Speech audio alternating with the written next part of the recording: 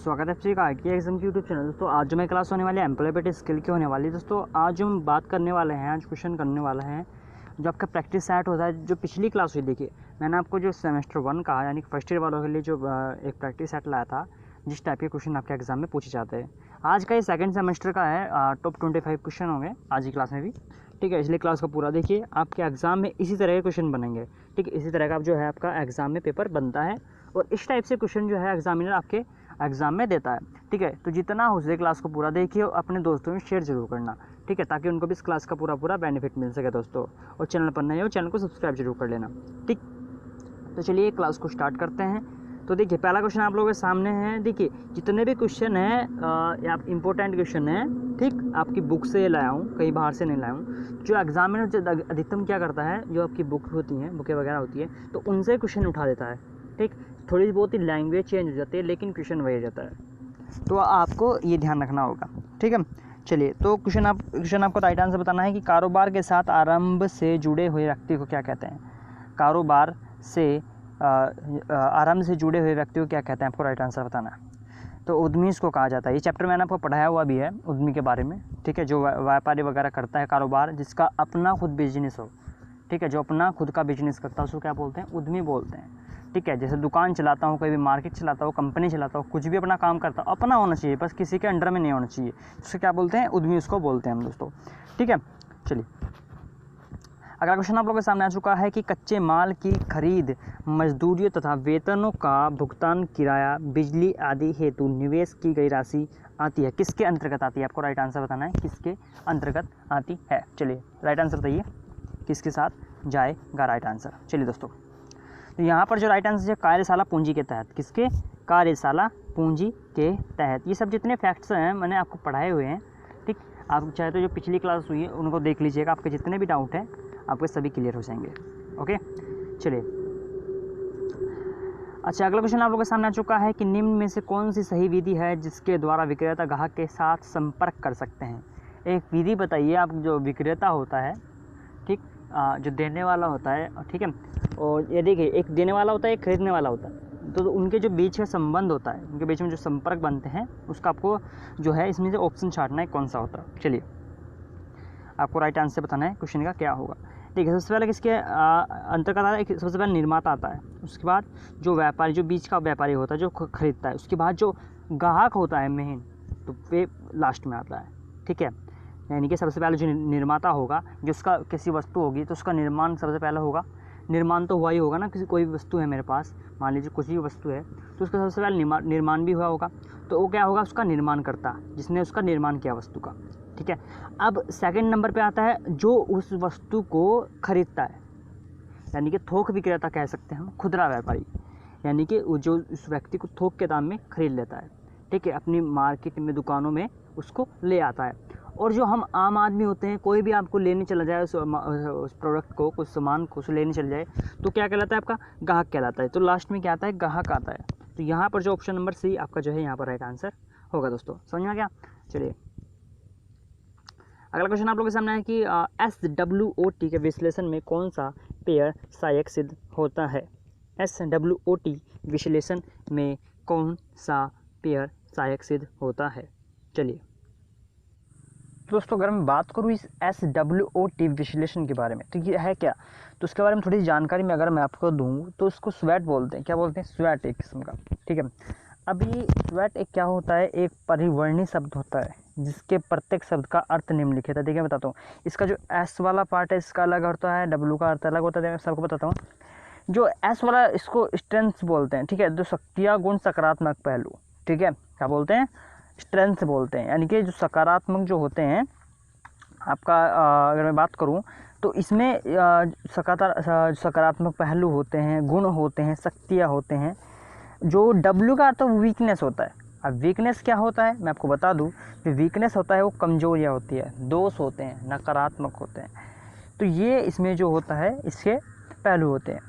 और अपॉर्चुनिटीज़ होती हैं, जो O का मतलब होता है। O का मतलब क्या होता है, अपॉर्चुनिटी। ठीक है, तो अवसर, इसका मतलब क्या होता है, अवसर और मौके। ठीक है, और ट्रिथ बोलते हैं संकट और खतरे का भय, यानी कि T का मतलब ट्रिथ। ठीक है, तो ये होगा इसका मतलब। अब मैंने आपको बताया स्ट्रेंथ और वीकनेस, यानी कि ऑप्शन नंबर ए जो है इसका राइट आंसर हो जाएगा, यानी कि शक्तियाँ गुण और जो वीकनेस यानी कि कमजोरियाँ, ठीक है, दोष नकारात्मक। तो इसका राइट आंसर क्या हो जाएगा, ऑप्शन नंबर ए। ठीक है, इतना समझ में आ गया आपको। वैसे तो मैंने आपको बेसिक से पढ़ाया हुआ है, अगर आपने क्लासेस देखी होंगी मैंने सब आपको बेसिक से इसमें बताया हुआ है। अगर नहीं देखी तो प्लीज़ आप वो क्लासेस देख लीजिएगा, आपको बेसिक डाउट सब कुछ क्लियर होते चले जाएंगे।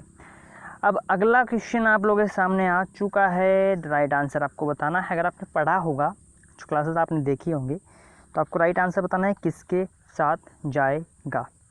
आपको राइट आंसर बताना है। इसमें दो ही ऑप्शन है, फिर दो ऑप्शन में से बताना है राइट आंसर। तो निम्नलिखित में से कौन से चरण की अवधि तेजी से राजस्व में वृद्धि करने की होती है, तो विकास का चरण। अगर आपको किसी भी चरण में तेजी से अवधि करनी है, उसमें बढ़ोतरी करनी है, तो क्या करना पड़ेगा, विकास का चरण आपको अपनाना पड़ेगा। ऑप्शन नंबर ए जो है आपका यहाँ पर राइट आंसर हो जाएगा। अगला क्वेश्चन आप लोगों के सामने आ चुका है, पूरे देश या क्षेत्र में आर्थिक विकास को मापने के लिए निम्न में से किसका प्रयोग किया जाता है। चलिए, पूरे देश या क्षेत्र के आर्थिक विकास को मापने के लिए किसका उपयोग किया जाता है, आपको बताना है राइट आंसर किसके साथ जाएगा। तो जीडीपी का उपयोग किया जाता है, पूरे आर्थिक विकास को मापने के लिए इसका प्रयोग हम करते हैं। जीडीपी क्या होता है, इसका क्या कार्य होता है, मैंने सब आपको क्लासेस में बताया हुआ। अगर आपने क्लास नहीं देखो, फिर से मैं बता रहा हूँ आपको, तो प्लीज़ आप वो क्लासेस देख लीजिएगा, जो पिछले क्लास में बेसिक से मैंने पढ़ाया हुआ है इनमें।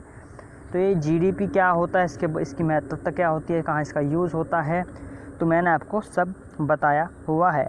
इसका जो होता है ग्रॉस डोमेस्टिक प्रोडक्ट होता है, इसकी फुल फॉर्म क्या, ग्रॉस डोमेस्टिक प्रोडक्ट, यानी कि सकल घरेलू उत्पाद इसको हम बोलते हैं। क्या बोलते हैं दोस्तों इसको, सकल घरेलू उत्पाद इसको हम बोलते हैं। चलिए, अब अगला क्वेश्चन आप लोगों के सामने है कि जीडीपी से क्या तात्पर्य है। जैसा कि मैंने अभी आपको बताया, आपको राइट आंसर बताना है। देखिए, मैंने अभी आपको इसका जो जवाब मैंने बताया मुझे सेकंड क्वेश्चन का, इसकी जो फुल फॉर्म है मैंने बताई अभी आपको। अब आपको राइट आंसर बताना है किसके साथ जाएगा। तो इसमें मैंने बताया ग्रॉस डोमेस्टिक प्रोडक्ट। ठीक है, अब ऑप्शन नंबर ए जो है आपका यहाँ पर राइट आंसर हो जाएगा। चलिए, अगला क्वेश्चन आप लोग के सामने आ चुका है कि निम्न में से कौन सी एक श्रेणी शुद्ध जोखिम नहीं है। निम्न में से कौन सी श्रेणी एक शुद्ध जोखिम नहीं है, इसका भी आपको राइट आंसर बताना है किसके साथ जाएगा। चलिए, राइट आंसर बताइए। तो यहाँ पर जो होगा तकनीक के जोखिम, किसका, तकनीक का जोखिम जो है आपका यहाँ पर राइट आंसर हो जाएगा। अब सिर का बचाव निम्न में से किसके द्वारा किया जाता है, सिर का बचाव निम्न में से किसके द्वारा किया जाता है। ओ माय गॉड, ये तो सबसे आसान क्वेश्चन, आपको राइट आंसर बताना है। तो हेलमेट जो है आपका यहाँ पर राइट आंसर हो जाएगा दोस्तों। ठीक है, चलिए अब बढ़ते हैं आपका अगले क्वेश्चन की ओर। अगला क्वेश्चन आप लोगों के सामने कि निम्नलिखित में से कौन सा एक एर्गोनोमिक आपदा नहीं है। एर्गोनोमिक आपदा नहीं, आपको राइट आंसर बताना है किसके साथ जाएगा। चलिए, राइट आंसर बताइए किसके साथ जाएगा कि निम्न में से कौन सी एक एर्गोनोमिक आपदा नहीं है। चलिए, राइट आंसर बताइए। तो मशीन के लेआउट का गलत होना, मशीन के जो लेआउट होता है उसका गलत होना, ऑप्शन नंबर डी जो है आपका यहाँ पर राइट आंसर हो जाएगा। अगला क्वेश्चन आप लोगों के सामने कि निम्न में से कौन सी आपदा मानव निर्मित है। निम्न में से कौन सी आपदा मानव निर्मित है, जो मानव के द्वारा आती है, ना कि वो प्राकृतिक होती है। जो प्राकृतिक नहीं होती उसका बस आपको राइट आंसर बताना है। चलिए, राइट आंसर बताइए। चलिए, राइट आंसर बताइए क्या होगा क्वेश्चन का। तो जो भू संकलन होता है ये आपदा मानव निर्मित होती है, भू संकलन। ठीक है, जो चक्रवात, ज्वालामुखी, भूकंप वगैरह सब प्राकृतिक होते हैं। ठीक है, चलिए अब अगले क्वेश्चन की ओर बढ़ते हैं, देखते हैं क्या कहता है कि वाइब्रेशन तथा रेडिएशन निम्न में से किसके तहत आती हैं। कौन सी आपदाएं होती हैं, वह जो आपका वाइब्रेशन तथा रेडिएशन निम्न में से किसके तहत आता है, कौन सी जो आपदाएं होती हैं। तो मैं आपको बता दूँ ये क्या होती हैं, एक भौतिक आपदाएं होती हैं। कैसी होती हैं, भौतिक आपदाएं। ऑप्शन नंबर बी आपका जो है यहाँ पर राइट आंसर हो जाएगा। ओजोन परत निम्न में से किससे बनी हुई होती है। जो ओजोन परत होती है, आपने जो सूर्य के किरणों को जो रोकती है, ठीक है, उसको जो आपने देखा होगा, सूर्य की किरण आपने पढ़ा भी होगा कहीं ना कहीं, 12th में भी है आपकी, जो अगर आपने कंपटीशन एग्ज़ाम की तैयारी की होगी तो उसमें आपको पढ़ा होगा। जो ओजोन परत होती है वो किसके लिए उसका यूज़ होते हैं, ठीक है, किसके लिए उसका यूज़ होता है ओजोन परत का, ठीक है। तो जो सूर्य किरणें होती है उसके बचाव के लिए। तो आपको राइट आंसर बताना है किसके साथ जाएगा भैया राइट आंसर। चलिए राइट आंसर बताइए, जल्दी जल्दी जल्दी बताइए। तो 3 ऑक्सीजन के अणुओं से, कितने, 3 ऑक्सीजन के अणुओं से यह बनी हुई होती है। चलिए अगला क्वेश्चन आप लोगों के सामने है कि अपशिष्ट शब्द के लिए प्रयोग किया जाने वाला निम्न में से कौन सा है। अपशिष्ट शब्द के लिए प्रयोग किया जाने वाला जो है शब्द कौन सा है। What is the name use for word waste. चलिए जो वेस्ट शब्द है उसमें आपको राइट आंसर बताना है किसके साथ जाएगा।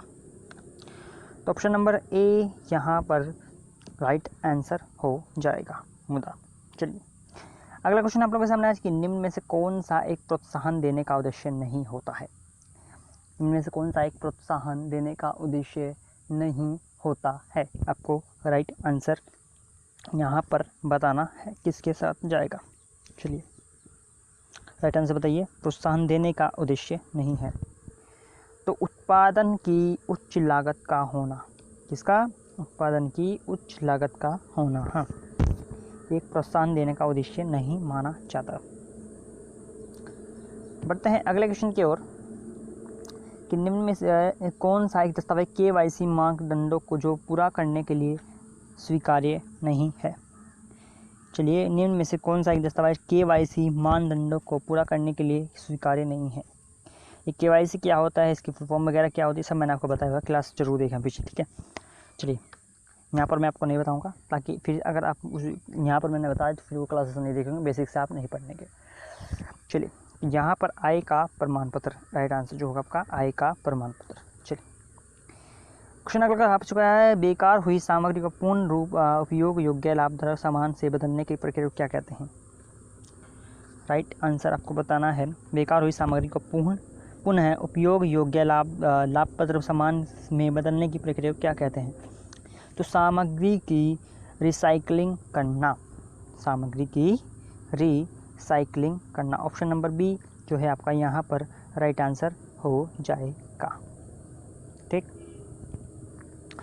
बढ़ते हैं अगले क्वेश्चन की ओर कि जो है कर्मचारी भविष्य निधि अधिनियम 1962 के तहत कर्मचारियों के मूल वेतन से उनके द्वारा कम से कम कितना अंशदान किया जाना होता है, कितना अंशदान देना होता है कर्मचारी को अपने मूल वेतन से। उसका मूल वेतन होता है किसी भी, तो जो आपका कटता है एक किस्म से मान लेते हैं आपका जो PF आपने सुना होगा, PF जो कंपनी वगैरह में जो कटता है, तो उसकी एक किस्म से बात की जा रही है यहाँ पर, ठीक है, वही समझ लीजिए। तो कितना जो मजदूर होते हैं उनको कितना अंशदान उनको दिया जाना होता है। चलिए अपने वेतन का आपको राइट आंसर बताना है किसके साथ जाएगा। तो यहाँ पर जो राइट आंसर जाएगा 8.5, अपनी सैलरी का 8.5 उनको अंशदान देना होता है जो आने वाले भविष्य में उनको लाभ देता है, ठीक है, उनके लिए एक किस्म की जमा पूंजी होती है, ठीक है। चलिए अब अगला क्वेश्चन, कारखाना अधिनियम के तहत श्रमिकों के साप्ताहिक काम करने के घंटे कितने निर्धारित किए हुए हैं, कितने घंटे जो एक हफ्ते में उनको काम करना चाहिए। श्रमिक वगैरह होते हैं, कोई मजदूर वगैरह होते हैं, उनको कितने घंटे तक काम करना चाहिए। तो 48 आवर काम करना चाहिए। कितने दोस्तों, 48 घंटे। इतना आपको समझ में आ चुका है। चलिए बढ़ते हैं अब अपने अगले क्वेश्चन की ओर, देखते हैं क्या कहता है कि कारखाना अधिनियम 1948 के तहत यदि कारखानों में श्रमिकों की संख्या किससे अधिक हो जिससे जो कैंटीन की सुविधा उपलब्ध होनी चाहिए, यानी कि कोई भी कहीं पर भी कोई भी मजदूर वगैरह काम करते हों तो वहाँ पर कम से कम कितने लोग होने चाहिए जिससे वहाँ पर कुछ खाने पीने की जो सामान वगैरह जो कैंटीन वगैरह बनते हैं उसकी व्यवस्था कर सके। कम से कम कितने लोग तो होने चाहिए बताइए। तो लगभग जो है यहाँ पर 200 से 250 लोग यहाँ पर होने चाहिए, तभी जो है आपकी कैंटीन की व्यवस्था की जा सकती है, वरना कम अगर होंगे तो वहाँ पर कैंटीन की व्यवस्था वैसे तो हो सकती है, लेकिन ये एक किस्म का ये क्या है, ये एक किस्म का अधिनियम है, कारखाना अधिनियम 1948 के तहत जहाँ से ये लागू किया गया था। ये अगर पूछ ले कि कैंटीन बनाने की सुविधा कब से लागू हुई, तो 1948 जो कारखाना अधिनियम है वहाँ से इसकी शुरुआत हुई थी। QMS का विस्तारित रूप जो है आपको यहाँ पर पूछ रहा है, QMS का विस्तारित रूप आपको यहाँ से पूछ रहा है। आपको राइट आंसर बताना है। तो quality management system, quality management system, option number D जो है आपका यहाँ पर राइट आंसर होगा। ठीक है, अगला क्वेश्चन आप लोगों से है कि पीडीसी एक चक्र में पी का प्रयोग किसके लिए किया जाता है। चलिए, पीडीसीए में पी का जो प्रयोग है किसके लिए किया जाता है, तो प्लान के लिए किया जाता है। तो जो अन्य नाम है यानी कि डी है, सी है, ए है, सब मैंने आपको बताया हुआ है इसमें, जो क्लासेस हुई हैं बेसिक से मैंने आपको पढ़ाया हुआ है। ठीक है, तो क्लासेस देखिए, मैंने सबके आपको नाम बताए हुए हैं। तो ISO 9001 के का पंजीकरण कराते समय आखिरी चरण कौन सा होता है। चलिए, राइट आंसर बताना है आपको। तो प्रमाणक एवं लेखा परीक्षा, राइट आंसर क्या होगा, प्रमाणक एवं लेखा परीक्षा जो है आपका यहाँ पर राइट आंसर हो जाएगा, यानी कि ऑप्शन नंबर डी जो है आपका यहाँ पर राइट आंसर होगा। अब बढ़ते हैं अगले क्वेश्चन की ओर कि फिश बोन चार्ट को क्या कहते हैं, फिश बोन चार्ट को और किस नाम से जाना जाता है। चलिए, राइट आंसर बताइए दोस्तों, कारण एवं प्रभाव डायग्राम, क्या कारण एवं प्रभाव डायग्राम इसको हम बोलते हैं। ठीक है, ऑप्शन नंबर ए जो है आपका यहाँ पर राइट आंसर हो जाएगा। MSME का विस्तारित रूप आपसे पूछ रहा है। चलिए, आपको राइट आंसर बताया है। तो यहाँ पर micro small and medium enterprises, ठीक है, ऑप्शन नंबर सी जो है आपका यहाँ पर राइट आंसर हो जाएगा। ठीक है दोस्तों, ये थे आपके टॉप क्वेश्चन जो मैंने आपको इस क्लास में डिस्कस करवाए। इस टाइप से क्वेश्चन जो आपके एग्जाम में बनते हैं, इस टाइप के क्वेश्चन जो एग्जाम में आपके एग्जाम में देता है। ठीक है, आई होप ये क्लास आपको अच्छी लगी होगी, आपको समझ में आया होगा। अगर कुछ भी समझ में नहीं आया होगा तो प्लीज़ जो पिछली क्लास हुई है एम्प्लॉयबिलिटी स्किल की, वो आप देख लीजिएगा, मैंने उनमें बेसिक से आपको पढ़ाया हुआ है। ठीक है, आपके सारे डाउट क्लियर हो जाएंगे। क्लास अच्छी लगी हो तो इसको लाइक कीजिए, शेयर कीजिए अपने दोस्तों में, और चैनल पर नए हो चैनल को सब्सक्राइब जरूर कर लेना। ठीक है, तो मिलते हैं अगली क्लास में दोस्तों, आज के लिए इतना ही।